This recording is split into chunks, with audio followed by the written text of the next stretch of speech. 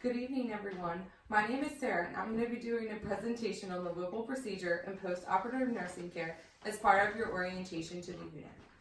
So some objectives that we're going to meet by the end of the lesson is that you're going to be able to describe the common indications for the Whipple procedure. You're also going to be able to describe anatomy changes during surgery, describe the role of the nurse during post-operative management, identify and interpret the different types of Jackson Pratt drain output, and then recognize the common complications after surgery. So the most common indication for the Whipple procedure is going to be pancreatic cancer. But as you can see, there's several other indications that we can do for the surgery. So the surgery is going to take the surgeons typically between 5 and 6 hours to complete. It's going to be done either through a midline incision or laparoscopically. The first thing that the surgeons are going to do is that they're going to resect the tumor and any margins around it.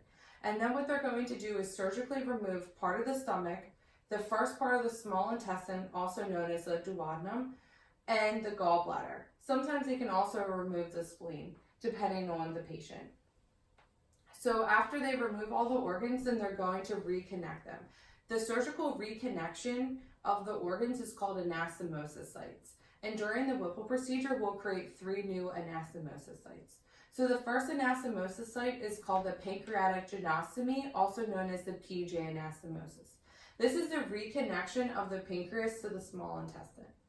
The second anastomosis site that you're going to have is the gastrojejunostomy, also known as the GJ anastomosis site.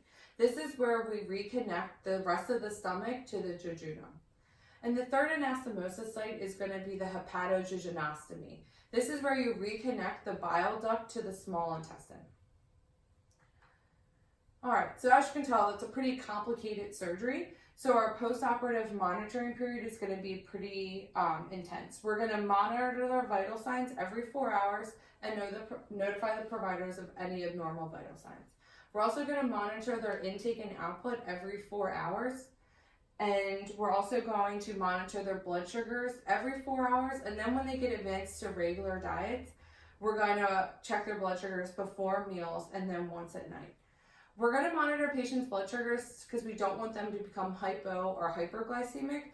But we also want to see if we need to start insulin teaching on these patients because sometimes they can develop diabetes as a complication of surgery. We're also going to draw daily labs on these patients.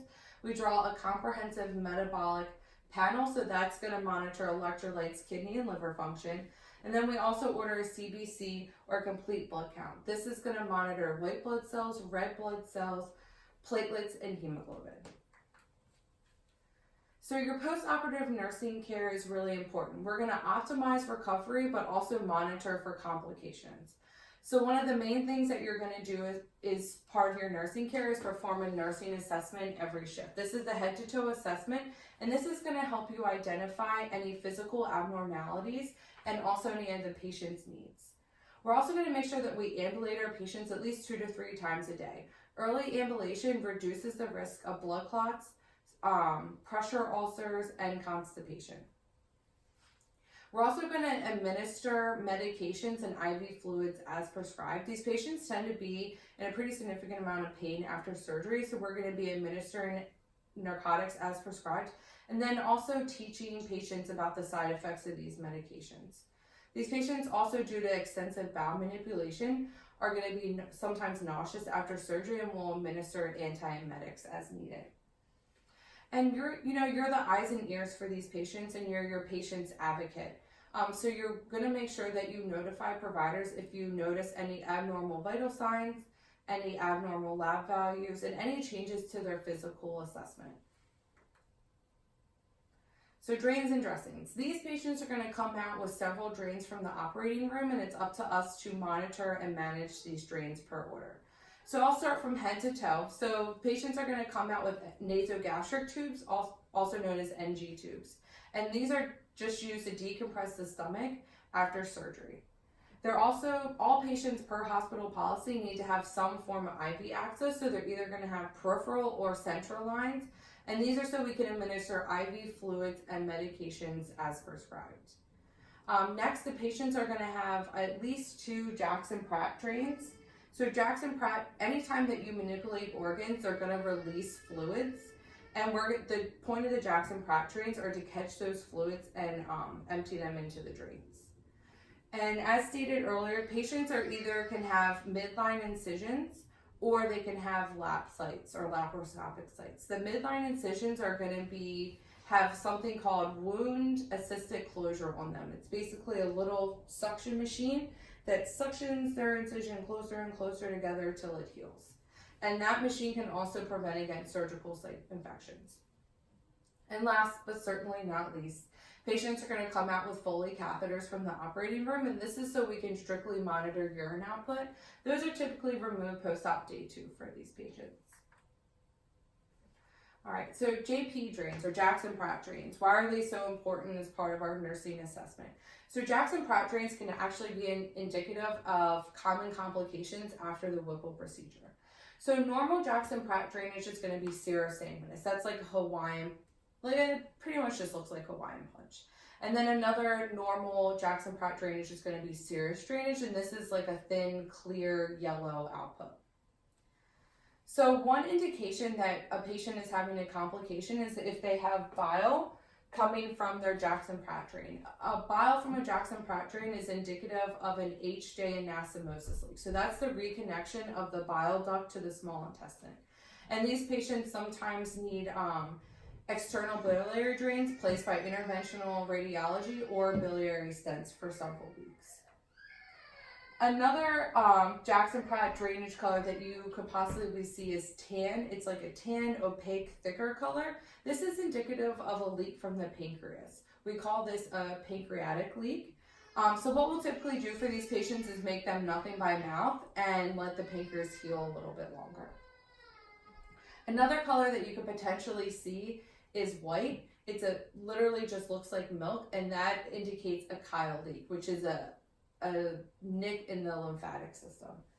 And another color that you could see is sanguinous output. So sanguinous output is blood. So anytime that you see blood in a Jackson-Pratt drain, especially a high output of blood, then you're going to be worried about a bleed for these patients. So this is an emergent situation. So what you would do is you would obviously notify the providers right away.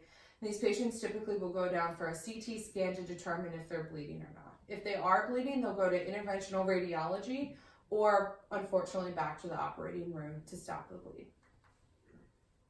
So, I feel like I've talked to you guys way too long. So what we're going to do is we're going to play a little game.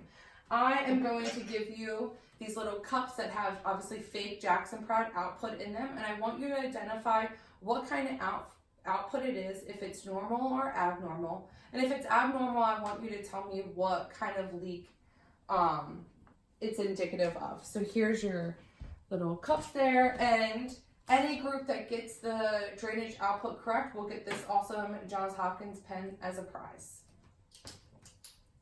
Right? All right, good job, guys. So everyone got it right. Everyone gets to go home with a pen. Yay! All right. So we're going to go through the final part of the presentation, which is just kind of reviewing common complications of the surgery. So the most common complication after the surgery is going to be delayed gastric emptying. This is the inability of the stomach to drain into the small intestine, so fluid gets backed up in their stomach. So these patients are going to be nauseous. They're going to at times have episodes of emesis. So what we'll do for these patients is either make them nothing by mouth or reinsert NG tubes per prescriber order. Another common complication after the surgery, which is emergent like we talked about previously, is bleeding from the surgical site. So with these patients, they'll more than likely be hypotensive, tachycardic. You'll see blood or sanguinous output coming from their Jackson-Pratt drains, and they'll need rapid interventions to help stop the bleeding. Another unfortunate common complication after the surgery is infections, particularly intra-abdominal infections. What we do for these patients is that we'll get a CT scan to confirm the infection. We'll start them on IV antibiotics, and then they'll have to go down to interventional radiology, and sometimes they'll get a drain placed to release more of the fluid. And we kind of touched on this earlier, but you can also have leakages from the pancreas or bile ducts. So pancreas is when you'll have that tan output coming in the Jackson-Pratt drains, and bile bile duct leakage is when you have the bile coming out of the biliary drains. And then another complication is diabetes. So whenever you're taking part of the pancreas from the body, it's not producing as much insulin as maybe it should be, and these patients will develop diabetes. Sometimes it's temporary and they only have to be on an insulin regimen for a couple weeks, and otherwise it is permanent. All right, so in summary, the Whipple procedure is typically performed on patients who have tumors located at the head of the pancreas. Nurses should notify providers of any abnormal vital signs, drain outputs, physical assessments, and lab values. Drain output is really important to monitor for these patients as part of your assessment and can indicate leaks at anastomosis sites. And finally, the Whipple surgery is one of the most difficult and complex surgeries. Nurses should be aware of the high rate of complications. All right, so that's the end of my presentation. What we're going to do is just go over a case study real quick to kind of bring it all together. So Mr. Green is post-op day 4 from a Whipple procedure. He is currently on a clear liquid diet. Upon assessment, you notice that his abdomen is distended, his bowel sounds are hypoactive, and the patient is not passing any gas. He reports having nausea throughout the night requiring 1 dose of Zofran, and then several hours into your shift, the patient has an episode of 500 milliliters of bilious emesis. So what common complication do you suspect? Yes, you. Delayed gastric emptying. Very good. So what are some interventions we're going to do for delayed gastric emptying? Make them nothing by mouth and reinsert the NG tube. Very good. So happy to know that you are paying attention. All right, guys. Well, that's really the end of my presentation. Please feel free to come to me on the unit if you have any questions, or you can also reach me via email. Thank you, and I hope you have a good rest of your evening.